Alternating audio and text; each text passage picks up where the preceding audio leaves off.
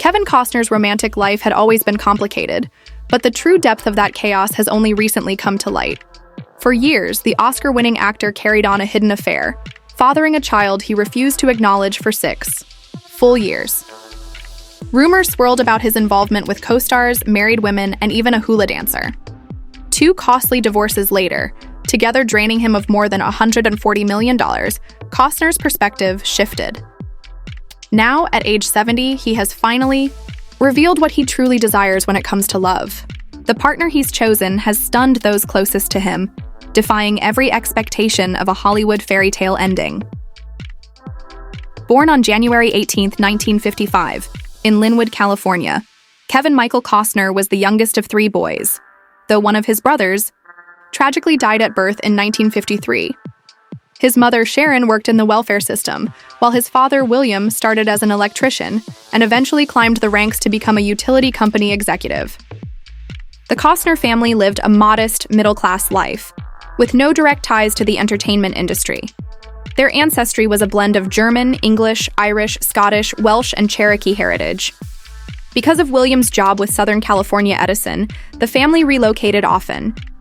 By the time Kevin graduated from high school, he had already attended over a dozen different schools in places like Garden Grove, Ventura, and Visalia. He likened the experience to being part of a military family, constantly the new kid, unable to form lasting friendships.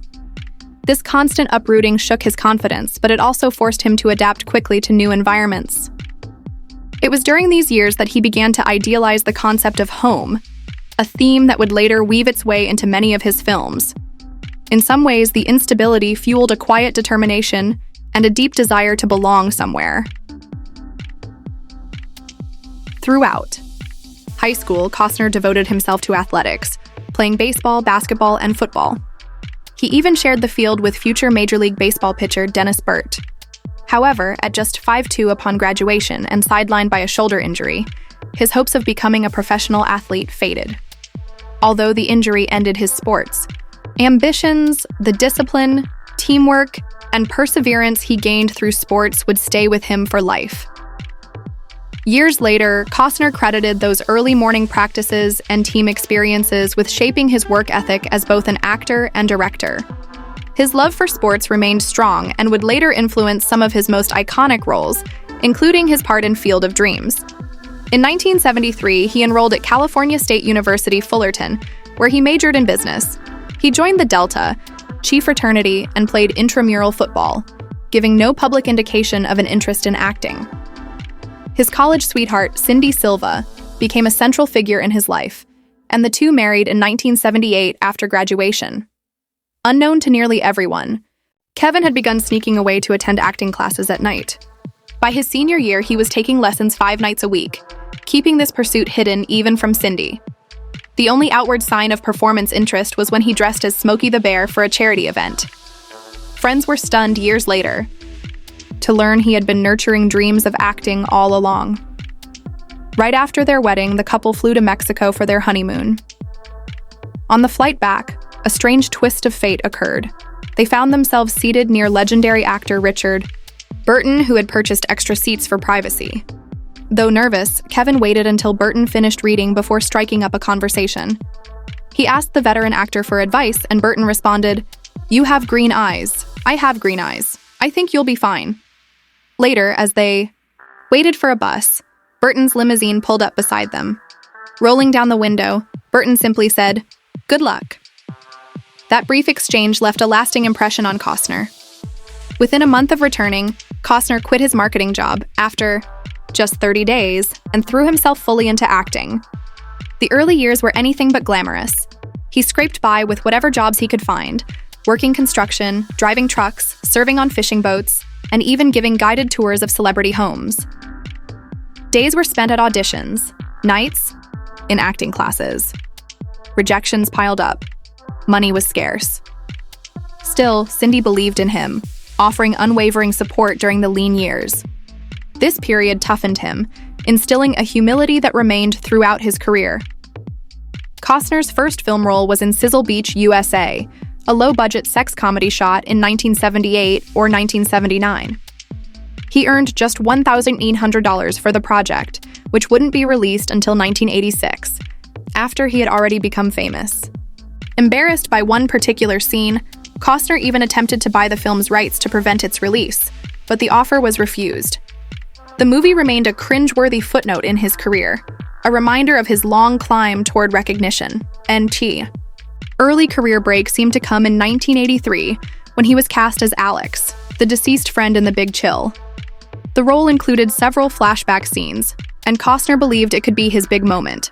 But when the film premiered, all of his scenes had been cut, leaving only a brief shot of his hands in a coffin. The decision shocked co-stars like Glenn Close and Jeff Goldblum, and it devastated Costner. For a time, he seriously considered quitting acting altogether. By the end of 1983, he was actively applying for business jobs, convinced it was time to move on. Once again, Cindy stepped in. She convinced him to give acting one more year, and that single year changed everything. In 1987, Costner auditioned for the lead role in The Untouchables. Competing against more than 200 actors, including Mel Gibson and Tom Cruise, Costner ultimately won the role, despite the director initially favoring Don Johnson. The film was a commercial success, grossing $16.2 million worldwide against a $25 million budget, and earned Costner $1 million, an impressive leap for an actor still considered up-and-coming. Acting alongside Robert De Niro and Sean Connery, Costner admitted feeling intimidated by De Niro's presence. Connery, however, became a mentor, offering advice on navigating sudden fame. Their chemistry was evident on screen, particularly in the now famous hospital and morgue scenes. Connery would go on to win an Oscar for his performance, while Costner walked away with invaluable experience and guidance. Just 3 years later, at 35, Costner took the biggest gamble of his career. He chose to direct, produce, and star in Dances with Wolves, a decision most in Hollywood predicted would end in disaster. The project faced skepticism from the start, with some studio executives mocking it as Kevin's Gate, a jab referencing a past big-budget flop.